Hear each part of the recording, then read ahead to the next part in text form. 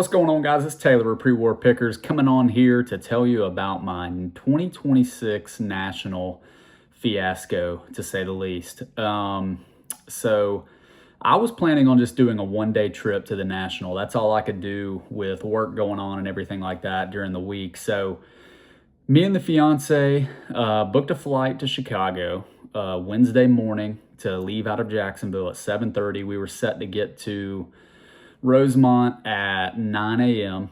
We were planning on leaving the airport, just walking around to the shops and lunch or whatever, and then get in line for the show because I did wait last minute to get tickets, so I was stuck with general admission. So I knew I needed to get in line early.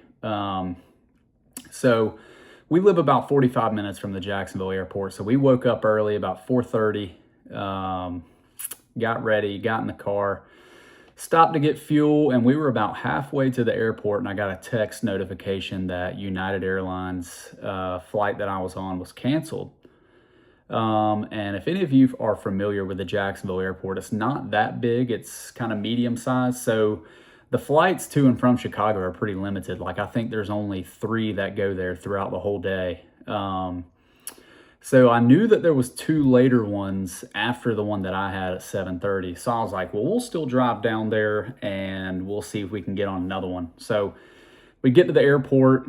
We didn't have any luggage or anything because we were going to come back that evening, same evening. So grab the book bag. We walk into the airport to the United check-in stand there.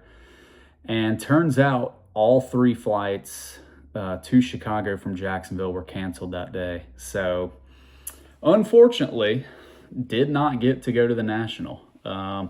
Luckily, I mean, I just used credit card points to book the flights, and it was super easy through Capital One to get the refunded flight credit back. It took like 5 minutes, but I was definitely bummed out. I was really looking forward to go to the national this year. It would have been my first one, and I'd talked with some other YouTubers and stuff about like getting excited to meet them, like Sammy Thunder and John Mangini, Rick, Greg, all those guys. I was really looking forward to meeting them up at the show and yeah, just meeting them for the first time. But unfortunately, it looks like I'm going to have to wait another year. But I did actually have a purchase that was kind of pre-planned. I'd already paid for it and I'd planned to pick it up at the National. So I did not come up empty-handed. So I did have a national pickup. It was just virtual. So I'm going to get the camera turned around and I'm going to show you what my national pickup was. All right, guys. And as y'all know, number 1 on my list of things I want to complete in 2026 is my hometown minor league team project.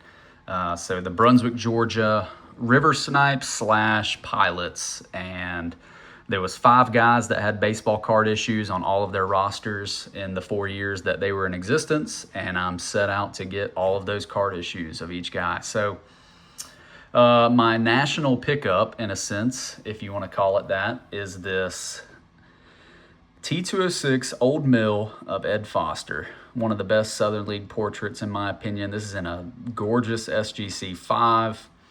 I've always loved how this card has the deep red on this side and then kind of fades into that lighter red. But this one is just super, super sharp. The coloring is insane on it. And it has my Old Mill Southern League back, my favorite back of all time. But yeah, I had this card at one time and I sold it because I knew I wanted to upgrade. So this is my upgrade. And yeah, super thankful to have that picked up for me. And shout out to Jeff over at Premier Card Collectors. He's the one that I kind of organized the whole pickup with. I have bought and sold plenty of cards with him with Premier Card Collectors. He is a great guy, always has really good inventory and is super responsive. So check out Jeff at Premier Card Collectors. But yeah, that is the national pickup. So now I'm officially 1 card away from my hometown minor league team project from finishing it. So here's the T210 of Ed Foster, the T211 Red Sun of Ed Foster, my second favorite back of all time. We have got Dutch Jordan T206, Dutch Jordan T210, and Dutch Jordan T211 Red Sun. Probably the hardest thing I've ever done was putting together those 2 trios. And then We have the 1922 E120 American Caramel of Clarence Hodge.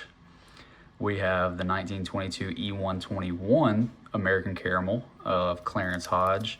This is also one of my favorite backs of all time. Absolutely love that.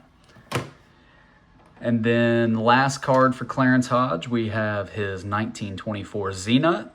So I've finished Clarence Hodge. And then second to last guy in this project, we have T210 of Frank Morse in a SGC 5.5, super high grade.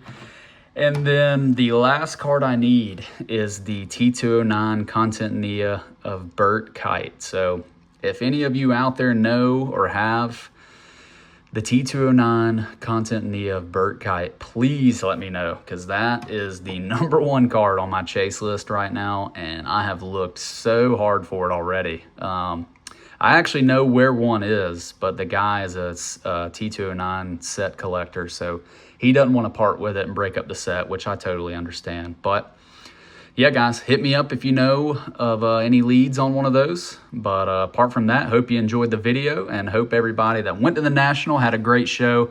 I've been enjoying watching everyone's pickup videos and recap videos. Looks like everyone had a great time. So I'm excited for next year's National. I might actually go to the Philly show this year to kind of make up for it.